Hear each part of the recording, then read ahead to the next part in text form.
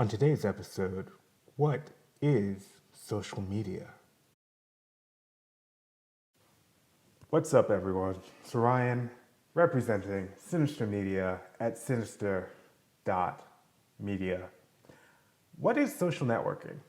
Like, it sounds like it's something that's this new crazy thing, and then the Facebooks happened, and oh no, like now I have all these friends Snapchatting me, and I don't think it's actually as confusing as it seems, but I think it may sometimes feel confusing.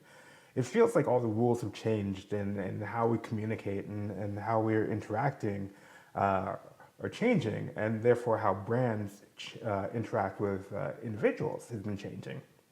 But I want to do kind of a primer on what social media is, and I think this will probably just be the first of many videos. You know, this is less of a how-to and more of kind of like how I tend to think about things. And just to say that, like, I don't think social media is a new thing, right? I think humans have always been social things, and social is just how we're supposed to be interacting with each other, and the way that brands communicated with individuals before was something else, right? But now, given the power of the internet and the power of communication, the power of the way that we can interface with each other, even just the way that I'm interfacing with you right now, through this power, we're now able to be social again, right? So social isn't new. We're now just becoming social again. So I think the crux, the core of social media marketing is reputation. I think your social presence, your digital presence, you'll hear me say that word a lot, is really just your reputation. It's the digital version of what your personal reputation is.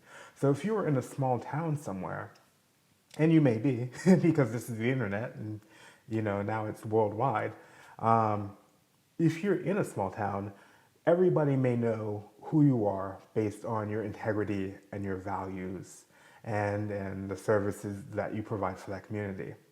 Same thing, it's just that the community is much larger.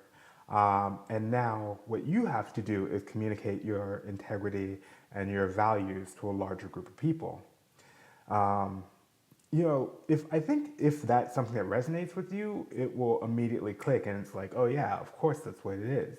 The difference now is that you almost have to manage your own reputation, because if you don't, somebody else will, right? Like Reddit will manage your reputation for you.